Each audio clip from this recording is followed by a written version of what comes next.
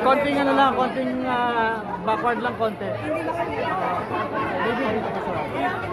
kailangan lang ito. Konti lang para sa wait lang, pwede para konti. Para makahinga si David. Atras ng konti. Atras na. Trabaho muna kami. Sige na.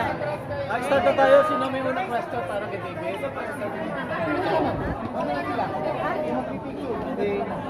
David, kamusta being a part itong opening ng Blue Water Spa dito sa estancia? Of course, kahit na taping out today, I really went here because I believe in the brand. Number 2, sila yung nagtiwala sa akin before. And see you guys. Sa sobrang busy mo, nakakapag-spa ka pa ba? I try my best. Sometimes, for example, Sunday walang ginagawa. My favorite ko dito yung active massage. Since lagi nga akong busy, I work out. And at tapings, ang action pa yung maging sino naman. So I really need to go back actually to get my favorite athletes massage. Pupunta ka talaga, hindi home service, hindi mo sila pinapapunta. Hindi, really go kasi maganda yung, especially yung sa Banawe. Ang favorite ko yung kasi meron silang area doon na pwede kang magpumasahe tapos pwede kang mag movie. So, parang killing 2 birds in 1 stone.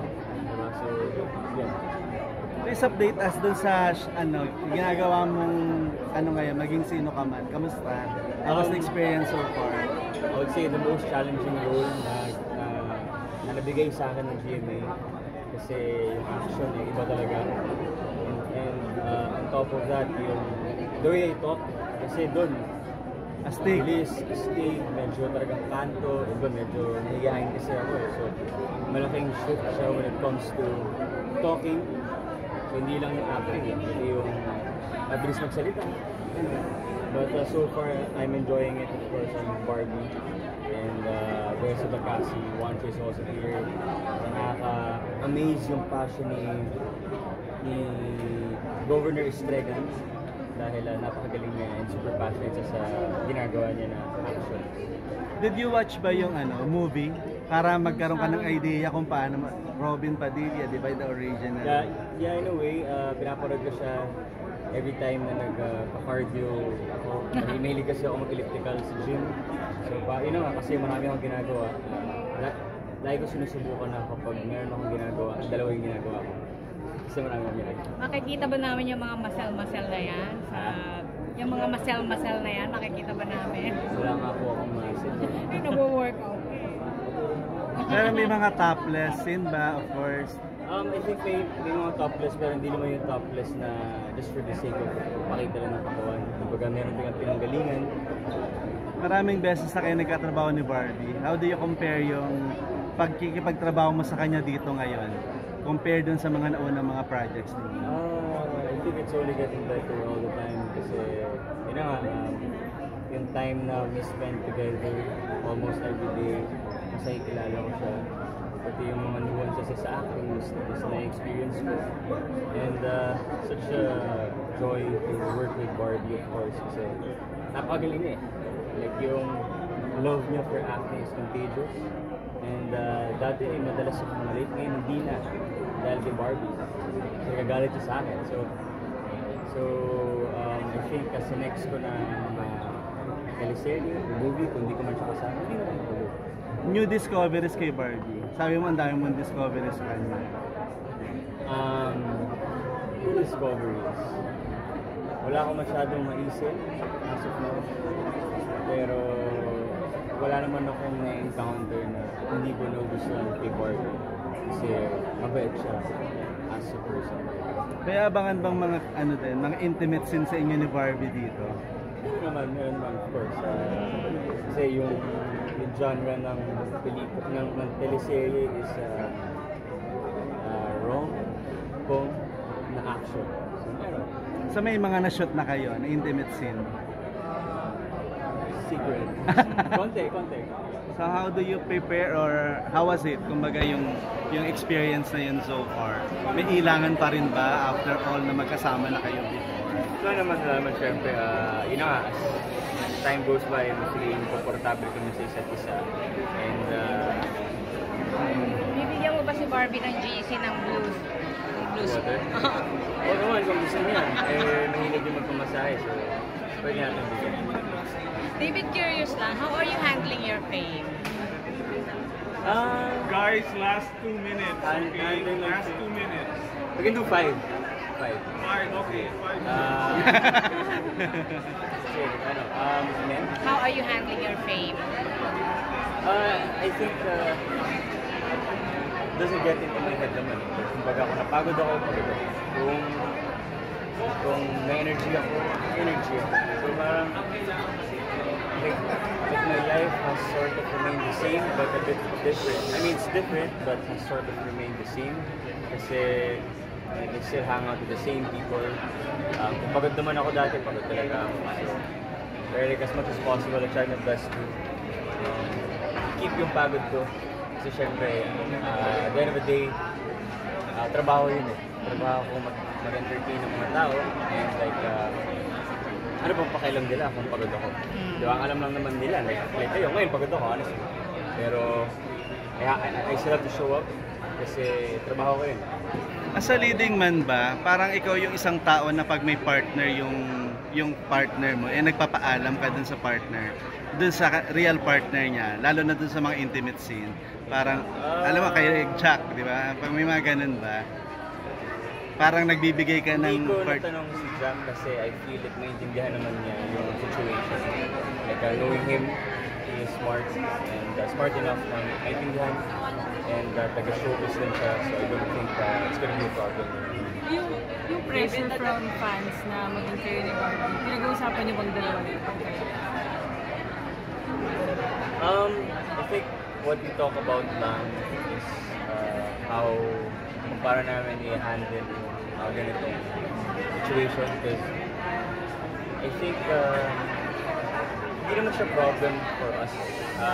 Ang ayaw lang naman talaga namin yung pag may hates. Kasi at the end of the day, tao na naman kami. And then again, you also have to understand na two sides of the story. Like, kami, entertainers, meron din mga na-entertain. So, kailangan nagtindihin kung ano yung both sides. So ako, para sa akin, kung tatanungin mo ako, okay lang naman mag-support and sa positive lang, iwas na siguro sa hates. Pero, naintindihan mo na yung hates eh. Diba? Kasi nga, ano sila invested sila sa love team eh, diba? So, David, may pressure ba on your part na yung gagampanan mong maging sino ka man? Robin Padilla yung original. Meron ka bang pressure na baka ikumpara? O mas magaling ka, o mas magaling siya, may mga ganun? those comparisons, hindi man natin maiwasan. But I try my best to control what I can control, which is myself. So, as long as I do my best at all times, and kung meron man ako makuha hates, sa kanila na yan.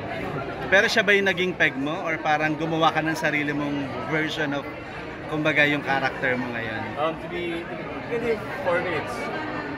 4 minutes. Like, na-enjoy ko yung interview natin. 5 minutes. Wala. Okay? Yung meron bang pressure on your part na si Robin Padilla and... Honestly, hindi naman talaga. Yun ang like, sasabi ko na kanina. And ako, honestly, ang medyo pinipeg ko is si Robin, also si Daniel Padilla. So, tinatry ko i-mix. Si Robin kasi medyo... Astig-astig. Naalala namin before na you want to work with him soon, di ba? Daniel Padilla and Catherine Bernardo. Nandun pa rin ba yung notion na yon that you want to work with them? Of course, sila yung idol ko. Lumaki. Dapat doon sa sinehan, tsaka Daniel Padilla, pinapanood ko laging parang siyang Marte. So I have so much respect for them in terms of acting, but also as entertainers kasi humble pa rin sila until now. Kahit dami na nilang nagawa. Ikaw man.